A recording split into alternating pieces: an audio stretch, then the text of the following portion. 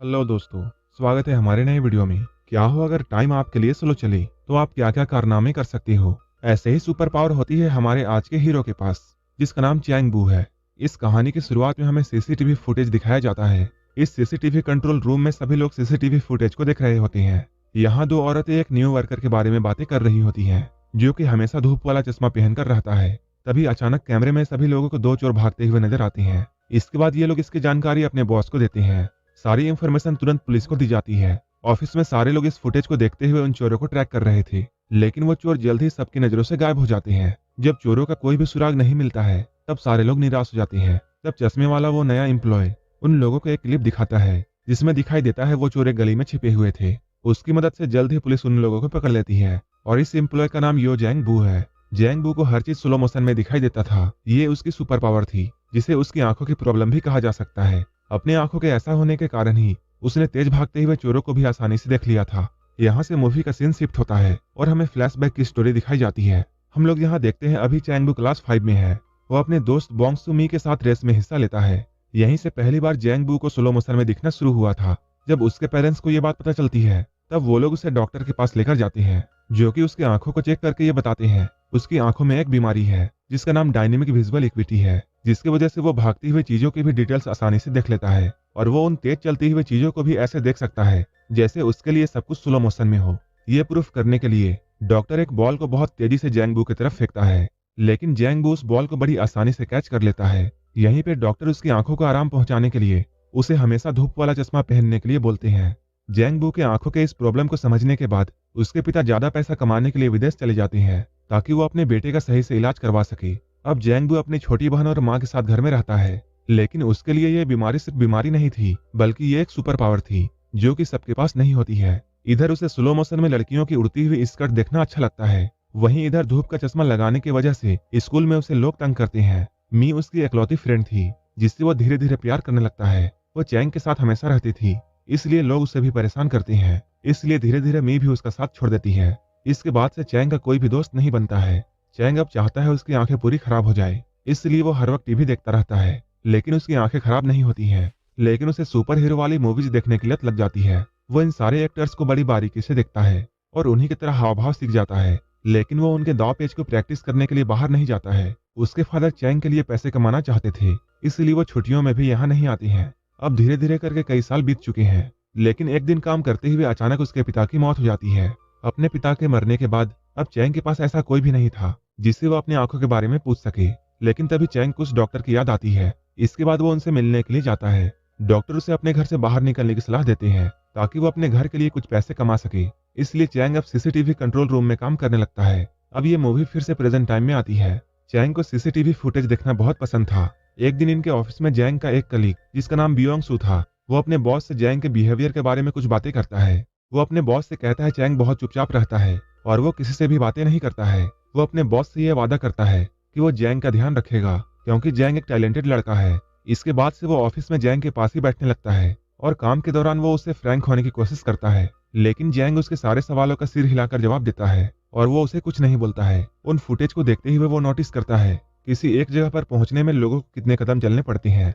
बियोंग सू को ये सब काफी अजीब लगता है, लेकिन वो कभी भी इस बारे में उसे नहीं पूछता है। वो जैंग से और भी बातें करना चाहता था, इसलिए वो उससे पूछता है क्या तुम्हारी कोई गर्लफ्रेंड है।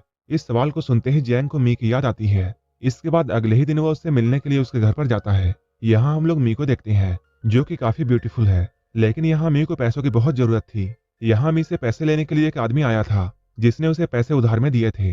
वो मी से कहता है तुम अपना घर बेचकर मुझे पैसे वापस कर दो। जैंग उसे दूर से देखता है, लेकिन पास जाकर वो बात करने की हिम्मत नहीं कर पाता है। इसके बाद वो हर रोज मी को कैमरे में देखने लगता है और वो सीसीटीवी फुटेज में देखकर उसके रोज के रूटीन को नोटिस करता है। मी हर रात एक कॉफी शॉप में जाकर सोडा पीती है। जैंग भी धीरे धीरे यही करने लगता है। जैंग देखता है मी जाते हुए हर रोज एक सोफे को देखती है। इसके बाद वो उस सोफे को खींचकर कॉफी शॉप के बगल में रख देता है, ताकि मी उस पर बैठकर कॉफी पी सके। रात में मी की नजर सोफे पर पड़ती है, लेकिन वो उस पर ज्यादा ध्यान नहीं देती है और आराम से उस सोफे पर बैठ जाती है। अगले दिन वो तेज बारिश की वजह से बस स्टॉप पर फंसी हुई थी। जैंग उसे मॉनिटर पर देखता है और वो अपने नए दोस्त बियोंग के साथ मी की हेल्प करने के लिए पहुंच जाता है। वो ड्रामा के हीरो की तरह छाता खोलकर उसे बारिश से बचाता है, लेकिन मी उसे एक लफंगा समझती है और उसे बुरा भला बोलकर यहाँ से ले जाती है। इसके बाद जैंग और बियोंग दोनों डॉक्टर के पास जाते हैं। जैंग डॉक्टर से मी को इम्प्रेस करने का तरीका पूछता है।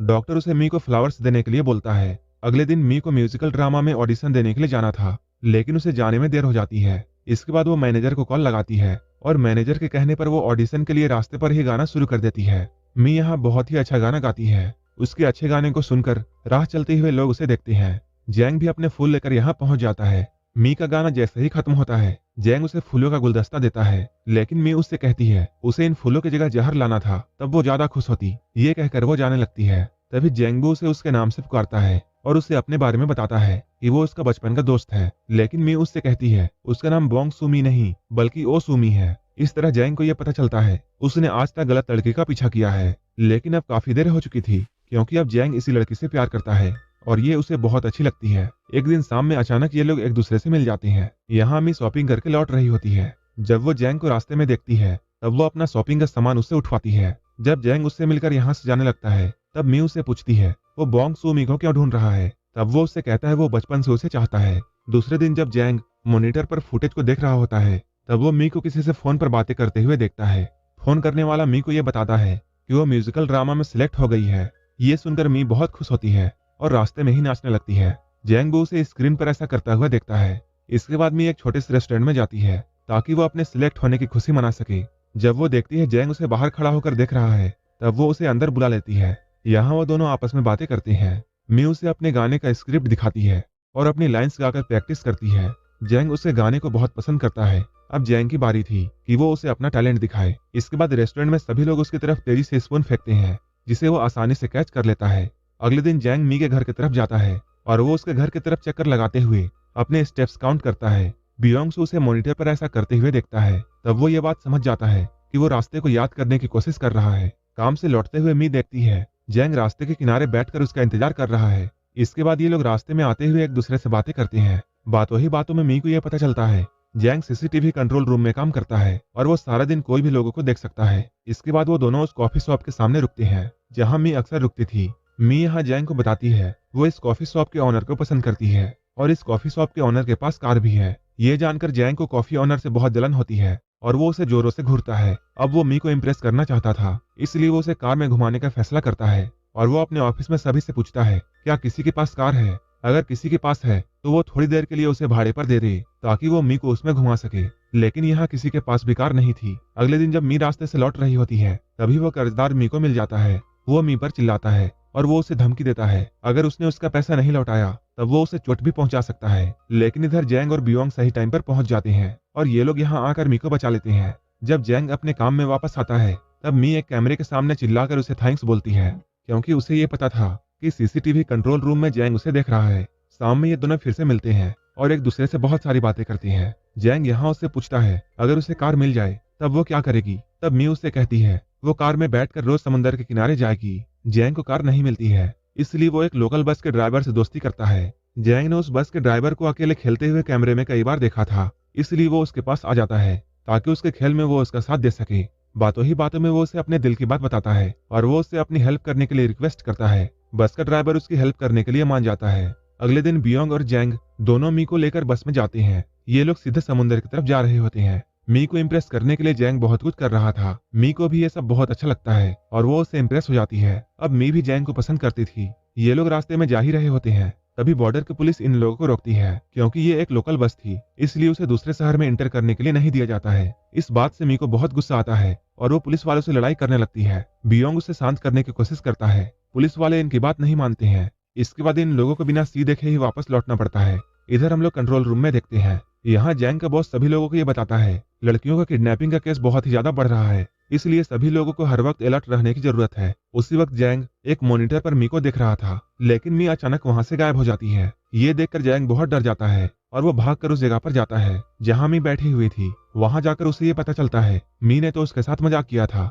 क्योंकि वो जानना चाहती थी कि जैंग उसे बचाने के लिए आता है या नहीं। इसके बाद मी उसके चश्मे को उतारती है। यहाँ ये लोग एक दूसरे को किस करते हैं। इसके बाद जैंग उसे घर छोड़ने के लिए जाता है। मी उसे अपने घर में अंदर आने के लिए कहती है, लेकिन मी यहाँ देखती है कर्जदार पहले से ही उसके घर में अंदर आ चुके हैं और इन लोगों ने घर का बुरा हाल कर दिया था और इन्होंने मी का सारा सामान बिखेर दिया था। वो लोग मी को पैसा लौटाने के लिए धमकाते हैं। मी के चिल्लाने की आवाज सुनकर जैंग भी यहाँ आ जाता है, लेकिन उसकी आंखें अचानक धुंधला जाती है और वो यहाँ गिर जाता है। उन लोगों को जाने के बाद ये दोनों बैठकर आपस में बातें करते हैं। ये लोग यहाँ बिखरे हुए सामान को समेटते हैं। तभी जैंग को मी की ड्राइंग मिलती है, जो कि उसने बचपन में अपनी बचपन वाली दोस्त मी के लिए बनाई थी। तब मी जैंग को बताती है कि वो नहीं चाहती थी कि तुम मुझे मेरे बचपन वाले रूप में पसंद करो, इसलिए मैंने तुमसे अपनी असलियत छुपाई थी।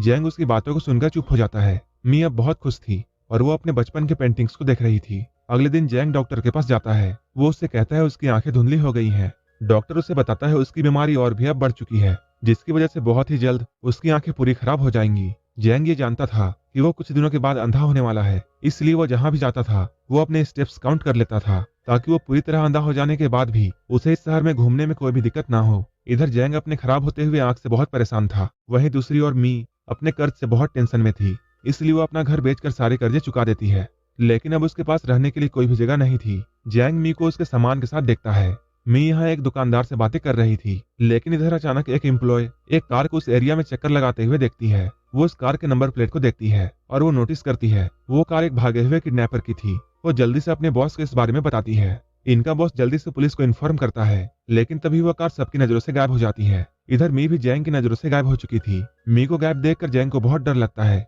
और वो सोचता है कहीं मी को कुछ ना हो जाए, और वो उसे बचाने के लिए साइकिल लेकर निकल जाता है। रास्ते में जाते हुए उसकी आंखें पूरी तरह खराब हो जाती है और उसकी साइकिल एक कार से टकरा जाती है। इसके बाद वो यहीं पर गिर जाता है। बियोंग ये सब कैमरे में देखता है और वो उसकी हेल्प करने के लिए जाता है। इधर एक अनजान आदमी मी के पास आया है और वो उसका हाथ पकड़ लेता है। वो आदमी उसे कहीं ले जाता इससे पहले ही जैंग उनकी तरफ दौड़ने लगता है। इसके बाद वो किडनैपर भाग जाता है और जैंग एक गाड़ी से टकराते हुए बच जाता है। तभी पुलिस भी यहाँ आ जाती है। पुलिस यहाँ मी को पूछताछ के लिए ले जाती है। यहाँ जैंग रास्ते में अकेला रह जाता है। तभी बियोंग यहाँ आता है। जैंग यहाँ अपने दोस्त का हाथ पकड़ लेता है और वो अपनी आंखें खराब हो जाने के कारण यहाँ रोने लगता है। कुछ दिनों के बाद मी अपने लाइफ में बिजी हो जाती है और वो जैंग से कोई भी कांटेक्ट नहीं करती है, लेकिन उसे जब भी जैंग की याद आती है वो सीसीटीवी कैमरे को देखती है। कुछ दिनों के बाद जैंग उसे अपने फेवरेट कॉफी शॉप में दिखाई देता है। वो उसे देखकर बहुत खुश होती है और उसे देखकर वो हाथ हिलाती है। इसके बाद जैंग बाहर आता है। तभी वो अपनी स्टिक निकालकर दूसरी तरफ जाने लगता है। इसका मतलब ये है कि अब जैंग को कुछ भी दिखाई नहीं दे रहा है। मी जब ये देखती है तब उसकी आंखों में आंसू आ जाता है। मी सारे रास्ते उसका पीछा करती है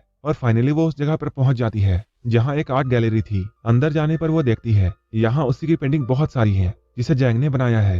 तभी हम लोग जैंग को अकेले में ये कहते हुए सुनते हैं, भले ही जैंग की आंखें खराब हो गई है, लेकिन मी उसे अभी भी याद है। इसके अगले दिन मी फिर से उसका पीछा करती है और वो उसके सामने आ जाती है। जैंग उससे पूछता है कि वो कहाँ जाना चाहती है। मी समझ जाती है कि जैंग उसे महसूस कर सकता है, भले ही उसे दिखाई ना दे। मी रोते हुए जोर से उसे गले लगाती है और यहीं पर यह मूवी खत्म हो जाती है। अगर आपको ये मूवी अच्छी लगी हो तब एक लाइक जरूर कर देना और ऐसे ही वीडियोस के लिए मेरे चैनल को जरूर सब्सक्राइब कर लेना। तो मिलते हैं हमारे नेक्स्ट वीडियो में।